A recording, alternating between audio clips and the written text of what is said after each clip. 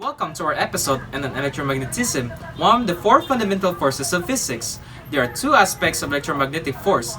First is electrostatic force, which builds up a charge in the object and can travel in the form of the electron stream. Second is magnetic force, which is responsible for the way magnets work.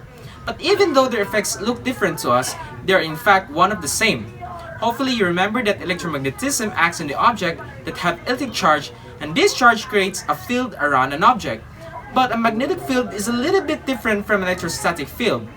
For starters, unlike a charged particle, which can either be positive or negative.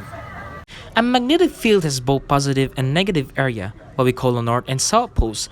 Magnets always have both poles no matter how many tiny little pieces you cut them up into. Magnetic poles interact much like single pole charged particles. The some poles repel each other and the opposite poles attract.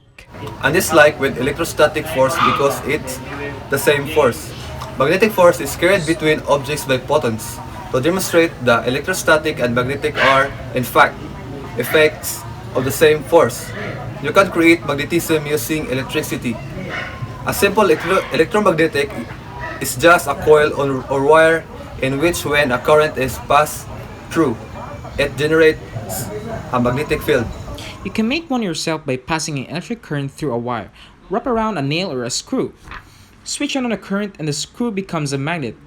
Switch it off again and the magnetism disappears. The magnets on your fridge are made basically the same way, only with a lot more electrical power and using special materials to retain the magnetism. And hey, you know what else is electromagnet? You're living in one! The constant churning of the molten iron in the Earth's outer core creates electrical currents, and those currents generate the Earth's magnetic field, which has proven to be super useful for things like navigation.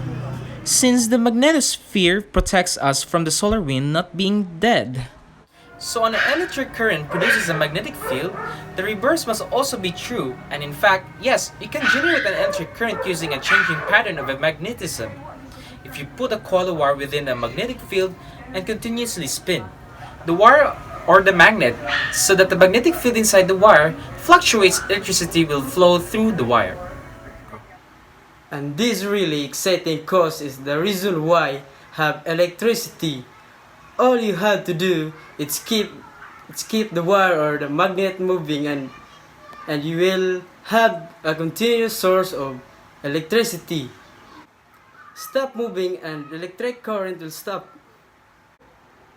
This is how pretty much every source of electricity in the world works, from the wind turbines to hydroelectric dams to coal and nuclear power. The only big exception is the solar power, which is really interesting, so we did a whole episode on it. Which brings us to the conclusion of the series on the four fundamental forces of physics. If you have watched all of them, you are now a master. Well, not quite a master, but you're getting there. If you feel like you're quite not mastered it yet, feel free to watch our episode again. I hope guys you learn a lot from this video, and hoping to see you soon again. Bye bye.